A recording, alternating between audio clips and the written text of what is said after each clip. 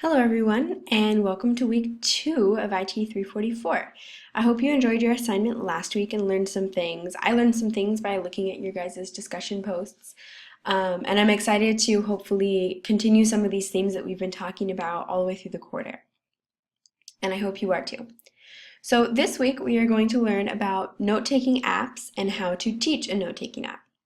So I have an infographic here about note-taking in general, and why we do it, does it really help, and that kind of thing. I found this interesting about memory. Does note-taking really help? Well, yeah, because we forget things relatively quickly. So by taking notes, you provide yourselves with the tools to recall that information. Also, there's a bit here about different note-taking strategies. This system, the Cornell system, is one that many of you probably use, especially if you've been in science-based classes. I didn't actually know about this method until last year, and I found it actually really helpful in certain circumstances. Still though, I use mostly the outline system, but note-taking is interesting because it's not only are you taking down information, but in a sense you are arranging it in specific ways. And depending on who you are and the content you're dealing with, those arrangements might be really important. Also, something interesting, despite being perhaps mostly paper and pencil people, which I am myself, there's pros and cons to doing notes either by hand or with the device. An average professor speaks about 2 to 3 words a second, but an average student can only write 0.3 to 0.4 words a second, meaning you're missing a lot of information. However, you can type a lot faster.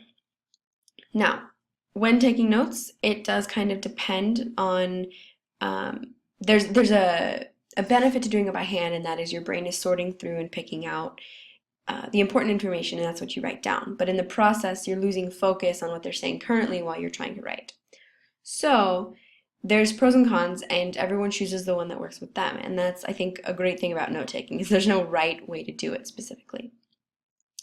So take a look through the rest of this infographic and get an idea of what the conversation is surrounding note-taking. And look at that.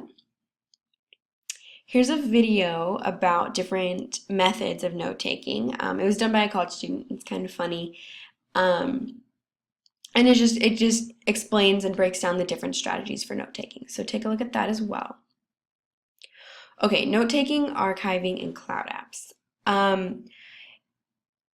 Note-taking is something we've all had to do and are all probably going to continue to do for the rest of our lives. So it's a good idea to, if you don't already, form a method of taking notes, form a method of saving notes, all of that works for you and that you know you have. The point of notes is so that you can look at them again later. So you need to be thinking about how you're saving your notes. If you're a paper and pencil person like me, things happen in notebooks. You lose them. You have to throw them away because you have no room for them. Things like that. Or they get ruined by the rain. I've had that happen. But if you're saving in cloud-based storage, you have it. And even if you're doing it by hand, the notes initially, you can still take a picture or something like that, or type them up later, and save them in cloud-based storage. And I highly recommend that. A lot of you still probably use thumb drives or flash drives. And that's fine, but keep in mind, flash drives are mechanical devices and they are prone to breaking. If you're saving it to cloud-based storage, such as Dropbox, Box, Google Apps, any of those, they're not going to break.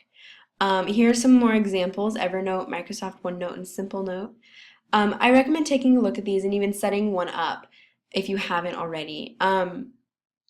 Even if you don't think you're going to use it right away, just take a look and see what's offered. I specifically like Evernote, and so does Jamie Lemmer, if you've ever had her or met her. She's a professor here. Evernote is kind of that entire Office Online kind of program, and it's extremely useful. And so I recommend looking at that one if you haven't already. Okay, so your assignment this week is to pick a note-taking app. I don't care what it is. It can be even what you did your assignment with last week. Or you can pick a new one if you want to learn a new skill. Whatever you choose, you can use any device. You can use your iPhone, your iPad, your tablet, your laptop. Doesn't matter. And you're going to teach yourself how to use this app. You're going to look at its pros and its cons, its actual functions, how it works, does it work for you?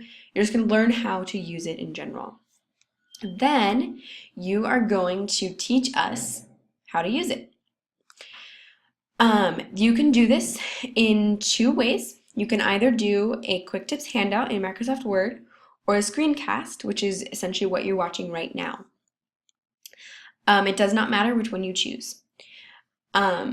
Here's an example of a quick tips handout done in Word, which is what I want you to use, about Digo. And then here's an example of a screencast using Screencastomatic.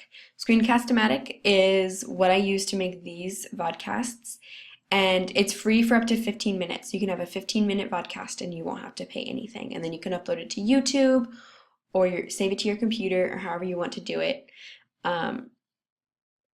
So that's what I recommend if you choose the screencast. As you make your quick tips handout, if that's the one you choose, you're going to learn how to use Microsoft Word in perhaps ways you haven't before.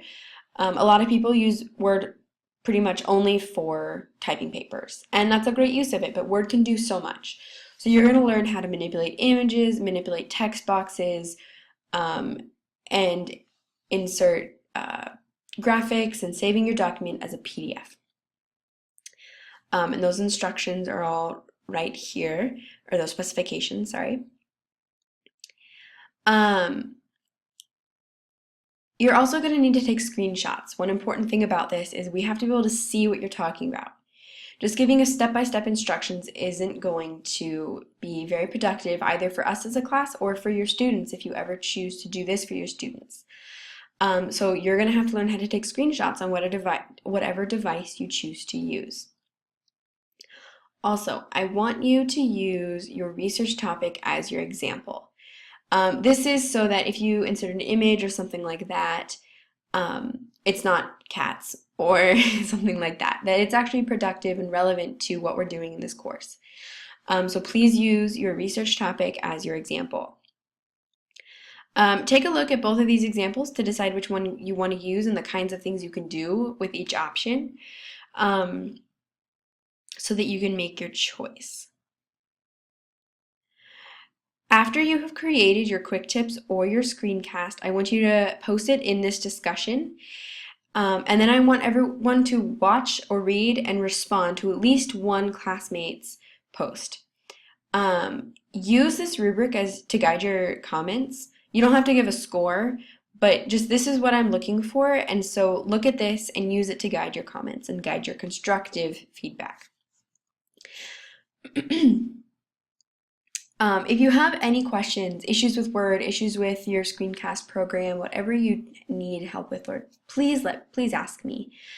I am always willing to answer questions, and some of this you may have never messed with before, and so I understand that can be a little bit intimidating. If instructions aren't clear, ask me. After you've done that, we're going to have your reflection. So I want you to think about what we did this week and write a response and respond to then one classmate. Again, please pay attention that this is due as usual on Friday, but you need to have your initial posts done before that so that people have time to respond. That's really important. Give at least 2 days a day, something like that, before the due date to post and have time to do responses.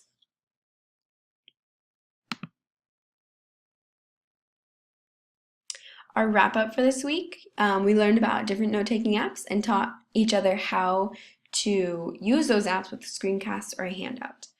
Next week, we are going to look at information literacy, and we're going to create mind maps about your research topics. Some of you may remember doing those in elementary school or even high school and college. They're fun and they're an interesting way to organize information and think about it. So thank you so much for all of your work last week, and I look forward to talking to you next week. Good luck!